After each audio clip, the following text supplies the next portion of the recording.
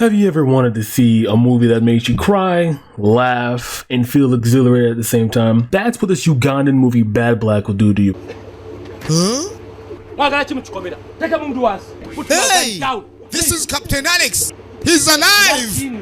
Captain Alex is alive! He's dead. Captain Alex is so dead.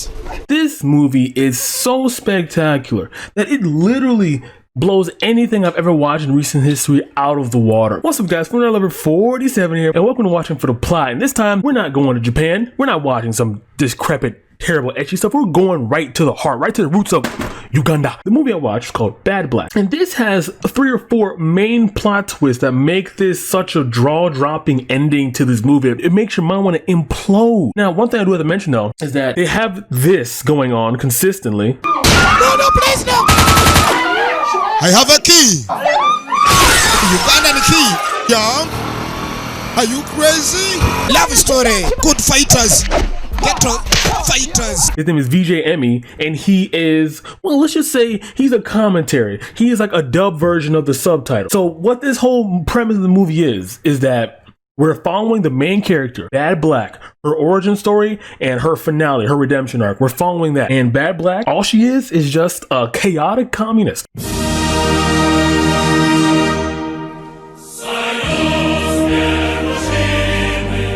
That's all she is. She just wants her fellow orphans to get what they deserve. You know what I mean? They're all orphans. They're all abandoned by their family. She just wants all of them to be treated equally and all of them to prosper just like he has. That's all she wants. She just is going about it in such a crazy, chaotic way. But the ends borderline justify the means. Now, before I even get into her, because that's a whole nother story. So guys, I have a Patreon now. All my hentai reviews are going to be on there from here on out. And this channel is going to be more of a movie review / anime review channel from here on out. So let's get back to the video. We're ready to get into the start of the movie. The entire reason why Bad Black exists. That's a bit of a spoiler for itself. Let's get over that point. So we're going all the way back to the beginning of this movie. Now, I have to mention this consistently. Despite the low budget overall for this movie, it is still enticing. It is still exhilarating to watch. It feels like you're on a car ride going at 900 miles per hour and you just will never crash. And when the movie ends, you just fly up and then you just disappear. You don't feel it ending. It just ends abruptly in a good fashion. It's only an hour long, so it's really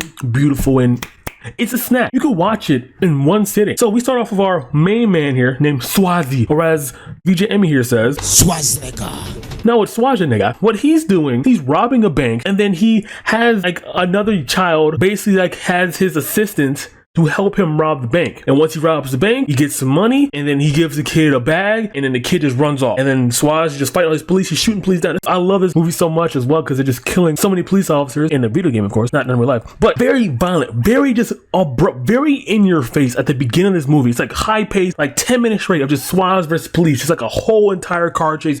Guns going around, stock gun sound effects, which I beautifully love, by the way. It's very, very apropos. And it ends off with Swaz getting cornered and his car getting flipped and exploding on his forehead. Or so we think. He gets out of the car, starts shooting again, and then he dies there. They flash to 10 years in the future. This girl here, we don't know what her name is at all, and she's hearing her uncle talking shit about her. What's her uncle saying?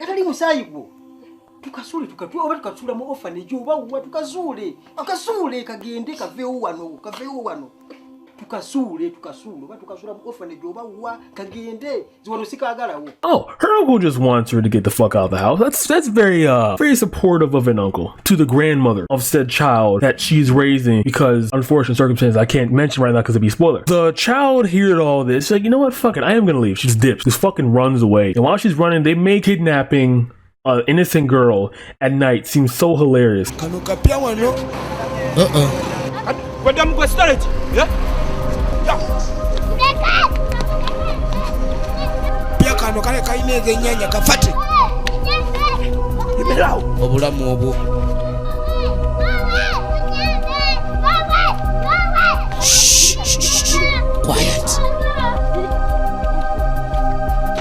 I don't know how this show manages to pull off so many atrocious scenes, but yet make them comical at the same time. How do you do that? Ugandan talent is just upper tier when it comes to movie making. So after that hilarious comical scene of her basically almost getting kidnapped or getting saved by this other girl who happened to be there sleeping on a fucking wood paneling at the middle of the night, she is now a part of an orphanage. This orphanage has about like 10, 12 other different kids who are being overseen by this commando. I don't know what the fuck his name is right here. He has an authority issue. Like, he needs to be in charge. And if you don't listen to him, he will kill you. As a matter of fact, here's proof of that. Sure.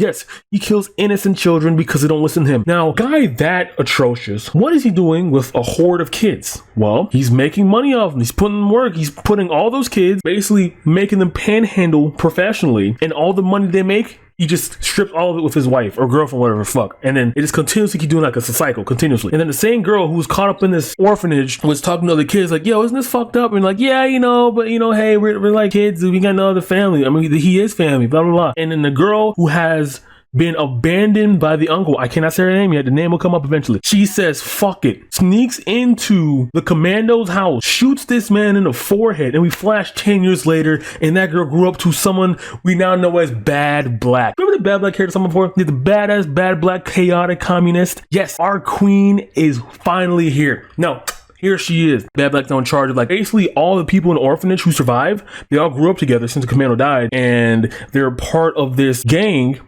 which is, they don't have a name, but they're under Bad Black. And they're known around the entire community as people who are, you know, there to make things right for the community. Now, is it objectively good? Technically, no. They're breaking the law every chance they get, but the community loves them. So it's kind of iffy on that aspect as to whether or not they're actually good people. I would say chaotic good, but that's whatever. And so they're talking, you know, they're trying to get their paper up, doing this, doing that. They're trying to maintain their dominance in the community and their respect as well. And here comes this random white doctor named Alan. Now, who the fuck is Alan? Now you're gonna meet Okay, you're good. from New York to Uganda, America's best action star, Okay. Alan Isali, And what's his Musegyo name? Kabaka, America's Van Damme.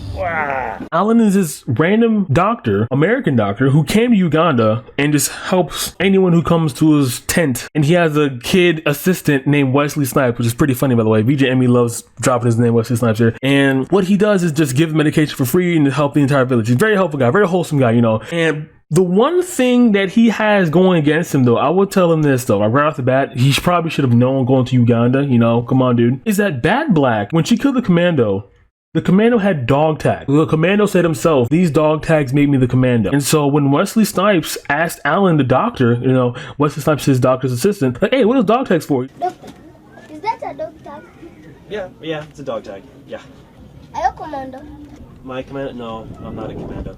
But my father was a commando. This is his. I think commando means soldier in this case, what he's referencing, but besides the point. So Wesley's like, oh, okay, whatever, fuck it, I don't care. And then later on that day, Bad Black and Alan meet. Bad Black's like, here, can I get your number? Sure, whatever, fuck it. I'm a doctor. I'm a nice guy. I'm trying to help everyone. Ha ha ha, I love my life. And then they go about the day. Bad Black's like, fuck it, robs his house. And now Bad Black has his wallet, his possessions, his dog tags, and his money. But the one thing Alan's mad about the most of all the things he got robbed by is the dog tags. Well, I met a woman, and she stole everything. She stole my money, she stole my passport, but she stole my dog tags. Your dog tags? Yeah. This man has no way to get out or be verified as a doctor in his village, but one thing he's mad about is the fucking dog tags. So that's crazy. And while all that's happening, we flash back to the same person who's abusing Bad Black as a younger child 10 years ago. Now he's an adult with a wife and has a fully grown son about Bad Black's age. Now this son brought home a suitable wife for himself. And let's just see how he responds to Kenny's new girlfriend. What?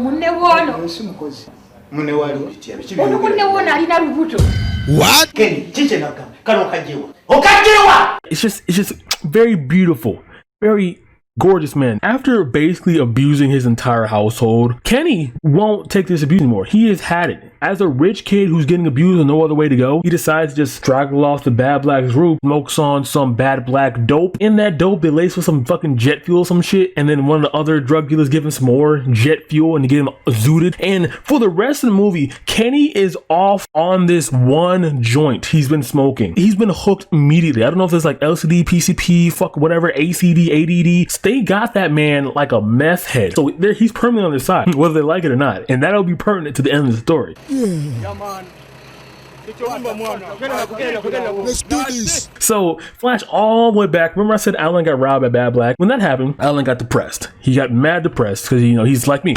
out of shape and American, because that's what being American is. You're kind of fat and out of shape. So Wesley Snipes, his like 8-year-old assistant, like, you know what, boy? I will train you, boy. I will train you right now. And then they go through the training montage, which was beautiful. This training montage, it's gorgeous. They go through it. It's so wholesome. God damn it. I fucking love this movie so goddamn much. After that training arc, Alan is now ready to get his wallet back. He's ready for the resurgence. He's ready to take back what's rightfully his. Now, while all that's happening, right, I got a lot of back and forth. That's why I love this movie. It's very fast paced. Bad Black is decided to make her move on Hiragi, you know, the guy that beat her up 10 years ago. And so what she decides to do is sit in the restaurant, eavesdrop on his conversation while he's in the restaurant. And then he goes to her, picks her up, and then they go on a date the next day. And then they're on the date. Bad Black's like, yeah, I would marry you, but I just need some money, dude. Like, I just need some fucking money. That's all I want, dude. Like, that's... And then obviously Hiragi's like a horn dog. He's like, sure, honey. Why the fuck not? I will give you that money. Is that black voice if I do a Ugandan voice? I don't know if that's black voice. I can't. So after that gorgeous scene of them in the restaurant, Hiragi and Bad Black, they go to his mother for some reason. So Hiragi goes to his mom to tell her that he's marrying Bad Black. I don't know why. They just met like the other day. It's a bit fast. Jesus Christ is my nigga. 90-day fiance, more like 90-hour fiance, am I right? They don't pay me enough for this. Actually, don't pay me at all. The mom's like, hey, bro, what the fuck are you doing? That's your granddaughter. And here he gets like, like he's losing it. He's genuinely losing it. He was like mere moments away from like marrying his granddaughter. And apparently this was the case because Bad Black here, her mother was Hiragi's daughter. And the daughter's name is Flavia. Who did Flavia conceive with to give birth to Bad Black? Before we get on to that, again, there's a lot of pausing in the plots here. We have to talk about what happens after that fallout. So immediately after that fallout, we go back to the police station. Now the police are getting tired of Bad Black getting good reputation within the community. They're tired of Bad Black being seen as a hero figure. Simanyi no Black gwe bagamba kekana kaola kagenda kamasa masa se oli mutuufu nengo yayinza kuba Black akyalemerera poliisi akolesa ki omwana muwala wa lugezigezi nnyo alina amagezi mangi atambulira mu bibinja mu bifo ebisanyukirwamu yonna atuuka. They want justice. Okay, they want to end Bad Black as an entity. And also, little do they know, they also have a white man coming in there, Alan. Remember, Alan wants Bad Black dead because Alan got his dog tag stolen. That's the only reason why. Not because, you know, she just robbed all of his money, his passports and shit. So, boom, another gunfight. Cops versus Bad Black's gang versus Alan alone. Alan went from this wimp simp beta male to an alpha Chad Captain America top tier Marvel type shit, just gunning people down this and the third. Gives Bad Black to the police and says, I'm American, bitch. Get the fuck out of here. And just walks away. We never see him again. Like, what? I love this movie so much. Alan's redemption arc is just him getting his dog tags. And then the funny joke VJ Emmy says is right here. Unnecessary. This doctor needs borders. He's a doctor that needs borders. Like, at first that went over my head, but I thought about it, like, holy fuck. It's so deep. VJ Emmy with the hot hits, bro. I feel like VJ Emmy he made this movie. Okay. Yes, it was subtitled. And yes, by itself, the Bad Black movie is a 9 out of 10. With VJ Emmy, 10 out of 10. Perfectly. I can't keep kissing my fingers. I'm gonna get gonorrhea. The gunfight is over, right? Bad Black is thrown in jail. And guess who's in jail with her? Flavia. Now, why would Flavia be in jail? That's a great question. I'm gonna tell you the answer right now. So, the main reason why I believe Flavia is in jail is because Flavia's baby daddy, the person she conceived with to give birth to Bad Black, was Swaz. That's right. Swaz, the guy who robbed the bank at the beginning. Swaz who killed 40 cops. Swaz who was standing on top of a flaming car and shooting down at other cops. The reason Swaz had to be so desperate and dive so low to the point where he was robbing banks in broad daylight with a hammer that was called the Ugandan key. VJ Emmy with the perfect zingers, by the way. Swaz was in massive debt, okay? And when Swaz was murdered by the cops, in the bag that Swaz gave to the child was the baby, Bad Black. So that baby got delivered to the grandma that was convinced by her nephew to release. So you still going there? And what happened to Flavia still? So Flavia got pregnant. It was a really bad pregnancy. They're showing blood here. It's very gruesome. Like, these special effects don't even seem that special because the budget is like super low, so it's kind of making me cringe all the time. She fainted the moment she heard about Swaz being killed by these assholes over here, which is a perfect zinger to drop a plot twist, by the way. So beautiful.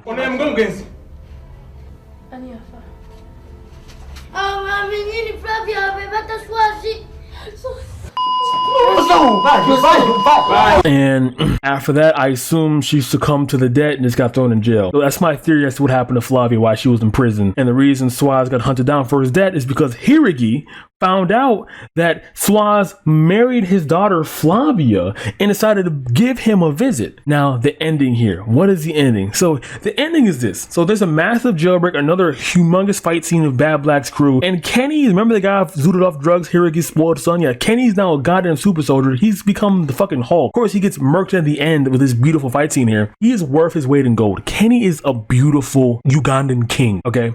Even though he's a crackhead, he's a beautiful king. He went out beautifully. Now, with everyone out of jail, everyone broken, everyone free out of jail now, because that's what the whole point was, trying to break Black Black out of jail, and it worked. Now everyone's free from jail. The cops kidnap Bad Black again, and they're holding her on trial, and then they drop all this evidence beforehand. Bad Black's convincing to her past, blah blah blah blah, and then Hiragi's suing Bad Black because, you know, defamation, and apparently he can sue his granddaughter for trying to marry him, even though he was really convinced about doing it anyway, despite not knowing his granddaughter. Very confusing. Whatever. I'm not a Ugandan lawyer. And then while that was happening, Flavia comes in and says, "Oh my God, you were my daughter the whole time!" Ah! And then she hugs. Hiragi doesn't get his money from the settlement, you know, from suing Bad Black, and the movie just ends there.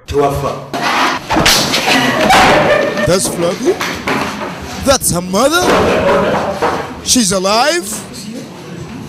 So I assume Hiragi just got dicked on, ain't getting shit back, and Bad Black gets to live happily ever after with her mother. After, of course, many cops died, many soldiers died, and Alan still basically running amok and still a doctor with that scarred past of killing cops and other gang members. I don't know, a lot of stuff happening. A lot of loose plot holes that were left open so you can just dive into them individually and have fun in there. So that was the Bad Black Ugandan movie. Did I have to spoil every single thing for me to get to the point of this ending right here? Yes. And am I still gonna convince you to watch it? Yes. This shit is amazing. Me talking about it is not giving it enough credit. You have to experience this for yourself. This is like if crack had no downfalls. Beautiful art.